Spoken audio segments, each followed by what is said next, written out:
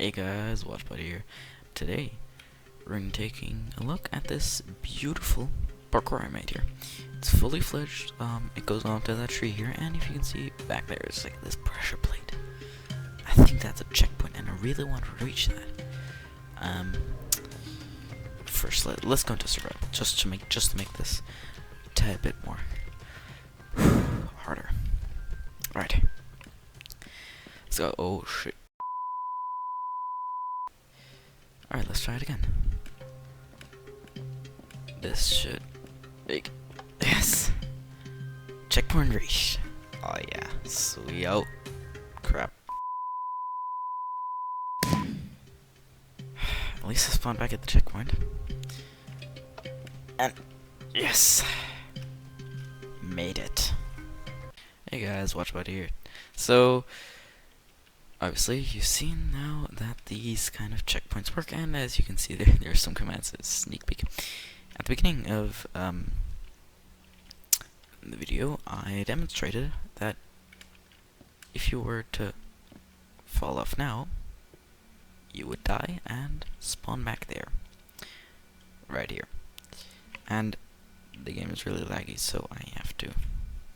Alright. That... I respawn here. And I also demonstrated that if you got to the checkpoint, yeah, I fell down here, or this weakness now, and I respawned back at the checkpoint and triggered it again, just to make sure, and then I completed the parkour. So, very nice parkour, I have to say, masterpiece on my side. But how does this checkpoint work? Now, obviously, I'm the man to show you, and here it is. I gotta say, it's not my cleanest build. I kind of rushed it a bit. You see those command blocks a bit floaty, and I cleared this entire space just to not use and hang over there, but bear with me. So as you can see here, here's a clock, and some of these commands I've already covered in my first video of simple commands to their uses, and you can watch it over here in this corner. But anyway, let's go back to the commands. First command, maybe you've already guessed it, and if you said it's a test for command, you'd be wrong. It's not a test for command. I'm very picky. It's a test for block command. You don't want to get those two mixed up. Test for is for the players and for entities, including arm stands. Test for block is to test for redstone apertures. So if you want to test if something's in the hopper, or a button's being pressed, or a tripwire hook's being tripped, a door is open or closed, a comparator is on or off, or in subtract mode, a vent gate is on, and so forth and so forth. And also if dispensers are full and which items are in. So test for block command has a lot of uses. Test for command, without the block behind it, is limited. It only tests if the player is in a certain radius of a block. So let's say we test for, what's this block? 3099 and 118, 3527. So we test for that block in a radius of 1. So if this person, if I go onto this block, or very close to it, it will trigger the command. And you gotta be very careful to use a comparator, not a repeater. That it asks for a comparator.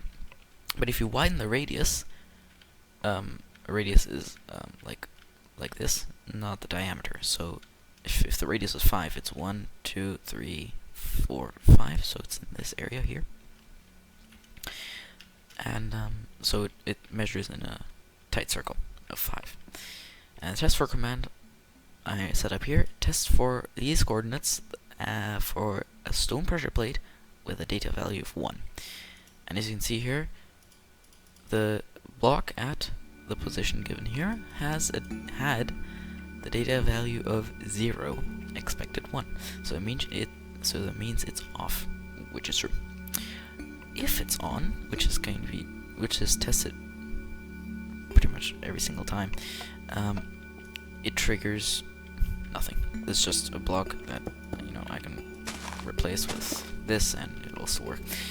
First thing that it triggers after 1 tick is a place on command, which you've already which if you want to learn more about the play sound command, you gotta click in the thing I showed you before, in the card. Entity.firework.largeblast player, and this is a bit new, the player and then the nearest person at these coordinates with a volume of 10,000. Because this command block is pretty far away, I have to make the volume pretty high, so you actually hear it. And firework blasts themselves are pretty loud, so 10,000, that's pretty loud. And then 1 tick later, it triggers a particle cloud at this position, which is the pressure plate's position, and I put this in for no reason. This, which is how densely packed the particles are, so they're pretty densely packed, the speed, and how many times they are triggered. And it says here playing effect cloud for 100 times, so it's 100 of these tiny cloud particles. 1 tick later, it triggers the particle fireworks spark, so 1 tick later, fireworks spark, again 100 at the exact same place, so it's a lot of white particles.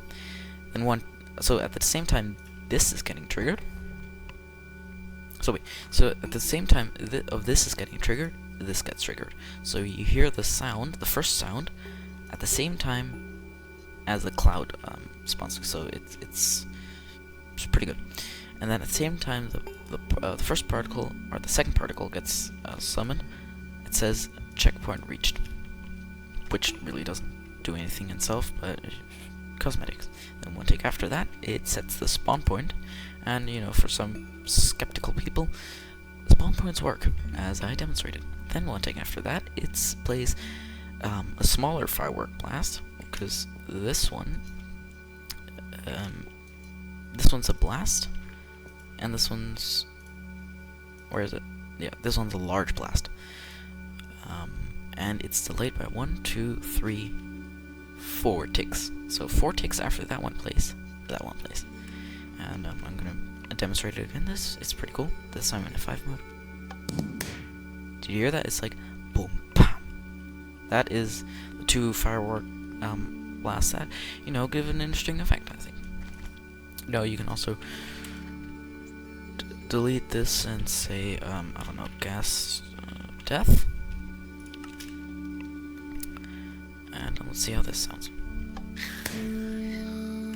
Doesn't sound too good, you know, because checkpoints are mostly affiliated with fireworks, but thing at fireworks dot large blast,